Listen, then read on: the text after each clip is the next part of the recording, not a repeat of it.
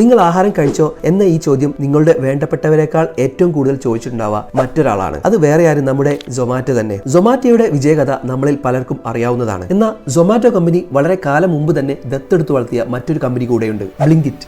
Yes, കുറച്ചു കാലം മുമ്പ് വരെ വളരെ നഷ്ടത്തിലായിരുന്ന ഈ ഒരു കമ്പനിയെ വെറും 2 വർഷ കാലയളവ് കൊണ്ട് ഇരട്ടി ലാഭത്തിലേക്കാണ് സൊമാറ്റോ കൊണ്ടെത്തിച്ചത്. നഷ്ടത്തിലായിരുന്ന ബ്ലിങ്കിറ്റിനെ ലാഭത്തിലേക്ക് കൊണ്ടുവരാൻ അവർ ആദ്യം ചെയ്തത് ബ്ലിങ്കിറ്റിന്റെ ഡാർക്ക് സ്റ്റോറുകൾ ഷട്ട് ഡൗൺ ചെയ്യുക എന്നതായിരുന്നു. കാരണം ഒരു ഡാർക്ക് സ്റ്റോർ ലാഭകരമാകണമെങ്കിൽ ഒരു ദിവസം മിനിമം 1000 ഓർഡർ എങ്കിലും എടുക്കണമായിരുന്നു. പഴയ ബ്ലിങ്കിറ്റ് സ്റ്റോറുകൾ ഇത്രയും ഓർഡറുകൾ എടുക്കാൻ ഏകദേശം 6 മാസം എടുത്തിരുന്നു. എന്നാൽ ഇപ്പോൾ അതേ ഓർഡറുകൾ ഓൺലൈനിലൂടെ വെറും 2 മാസം കൊണ്ട് പുതിയ ബ്ലിങ്കിറ്റ് സ്റ്റോറുകൾ അച്ചീവ് ചെയ്യുന്നുണ്ട്. രണ്ടാമതായി കമ്പനി ഫോക്കസ് ചെയ്തത് കസ്റ്റമേഴ്സിന് ഏറ്റവും ആവശ്യകരമായതും ഏറ്റവും കൂടുതൽ ചെലവാകുന്നതും ആയിട്ടുള്ള പ്രൊഡക്ട്സ് എപ്പോഴും അവൈലബിൾ ആക്കുക എന്നതായിരുന്നു. ഉദാഹരണത്തിന് മാഗി പോലുള്ള പ്രൊഡക്റ്റുകൾ എപ്പോഴും അവൈലബിൾ ആക്കി വെച്ചു. ബ്ലിങ്കിറ്റിനെ ഇത്രയും ഉയർച്ചയിലേക്ക് എത്തിച്ച മറ്റൊരു ഫീച്ചർ തങ്ങളുടെ കാറ്റഗറി